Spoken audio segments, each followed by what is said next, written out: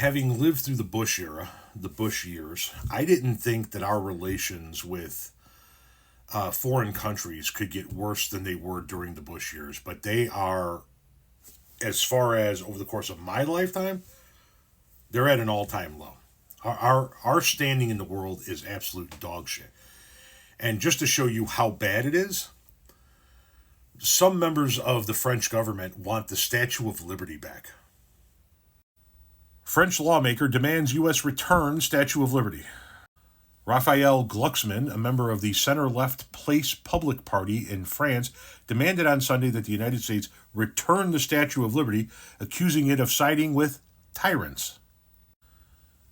Europe has negatively responded to President Donald Trump's approach to Ukraine and Russia amid their ongoing war, and many accusing Trump of siding with Russian President Vladimir Putin against Ukraine in ceasefire negotiations. Initial talks excluded Ukraine, with Trump insisting that Kyiv had no cards to play in the negotiations.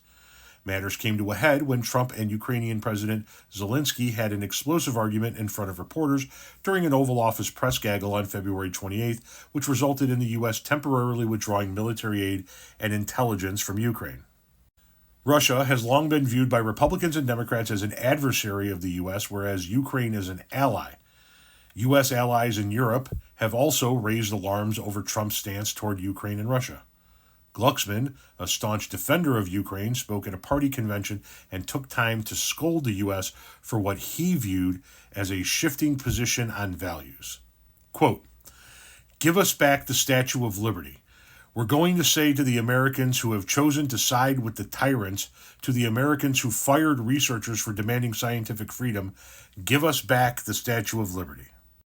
He added, "We gave it to you as a gift, but apparently you despise it, so it will be just fine here at home."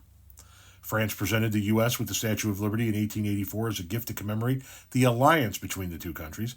The statue was disassembled and shipped aboard the French Navy vessel, I'm going to mispronounce this, Israel, and it arrived in 1885, where it was, quote, met with great fanfare, according to the National Park Service.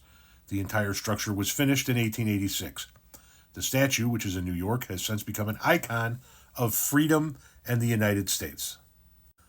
The second thing we're going to say to the Americans is, if you want to fire your best researchers, if you want to fire all the people who, through their freedom and their sense of innovation, their taste for doubt and research, have made your country the world's leading power, then we're going to welcome them, Glucksmann said on Sunday. The slam against the U.S. was part of a wider attack on far-right leaders, particularly those in France, accusing them of being a fan club for Trump and his billionaire ally Elon Musk.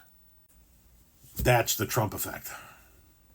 Our allies are asking for things back like the Statue of Liberty. That's what Trump has done to our standing in the world.